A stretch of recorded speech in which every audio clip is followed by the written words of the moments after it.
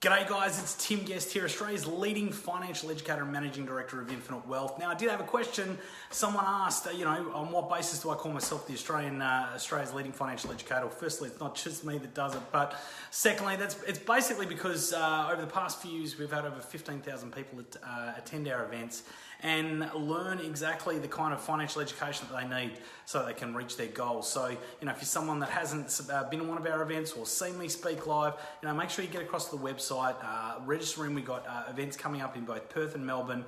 Get along, check it out. You'll get great value out of it, as do all of our clients report. In terms of today, we're getting on to step 10 in the boot camp for your bank account. Now, of course, if it's the first time you're joining us, thanks for joining us. If you're a long-time follower of a client, once again, thanks for being with us again today.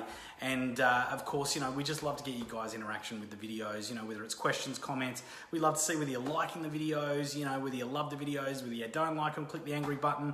And of course, the only thing that we ask in return is that, if you get value out of seeing the video, that all we ask is that you just share it with your friends and family so that they can learn as well. Because let's face it, when you reach your financial goals, you're going to have people around you to hang out with, right? So if people around you aren't doing well, then you're going to be all on your own. Not much fun sitting on a beach, on a towel, on your own. It's much better if you've got the people that you love, people that you enjoy spending time with sitting right next to you.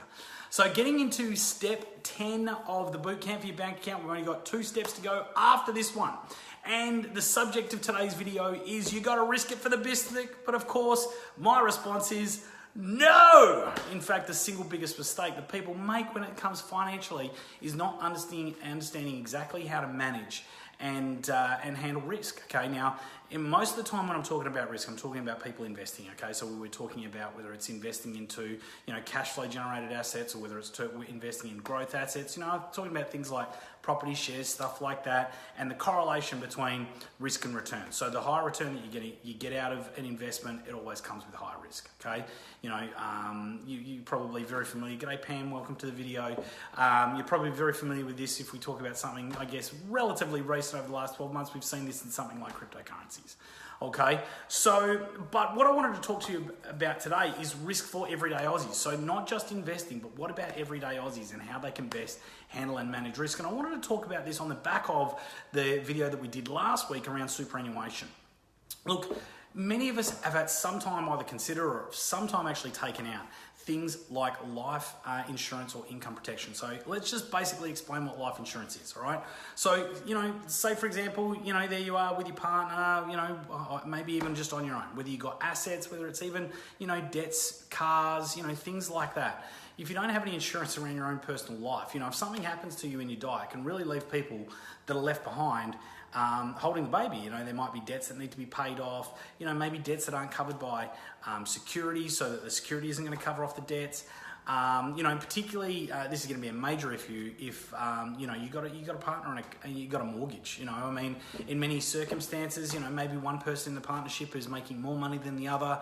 If you lost that person in the partnership, it could put you under serious strain when it comes to being able to pay your mortgage. Of course, the great benefit of life insurance is you're able to protect that. So normally we're recommending, and of course, I recommend speaking with someone who's licensed about this, right? I'm not a licensed financial planner about the best coverage for you, but normally what you're looking at is having coverage for the debt that you hold. You might even want to cover yourself for a little bit extra for things like funerals and stuff along those lines.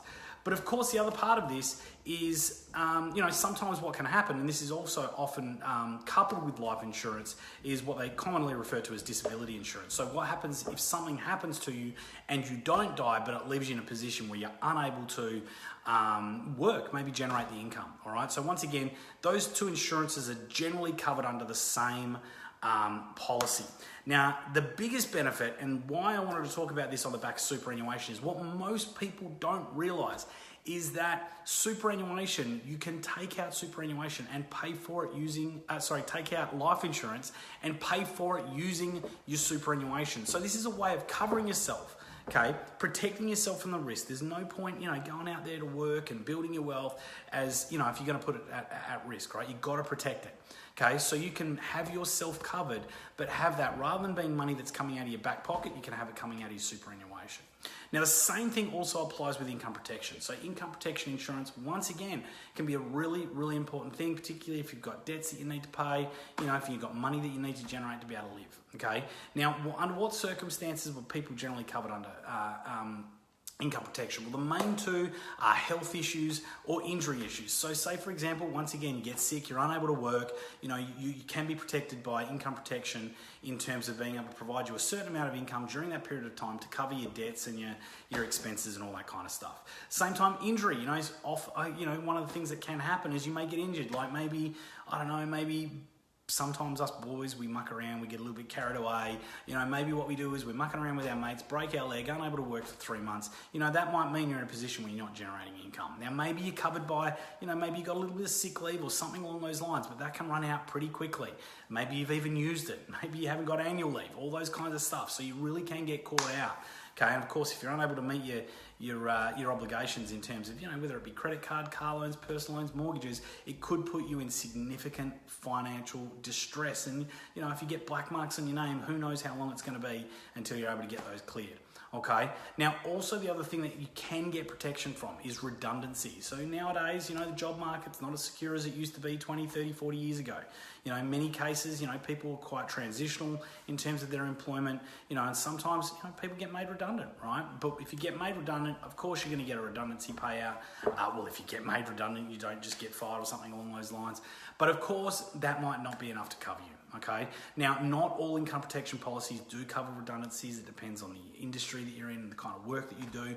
But there are policies that can cover you for that. So once again, income protection can be a very, very important policy to have in place. And there are some policies that you can use to pay for by your superannuation. So you can protect yourself both in the event of your death or in the event of serious, like permanent injury, and in more, temporary situations where you might be covered by income protection. And the best thing is you don't have to pay for this out of your back pocket. You can pay it using your superannuation.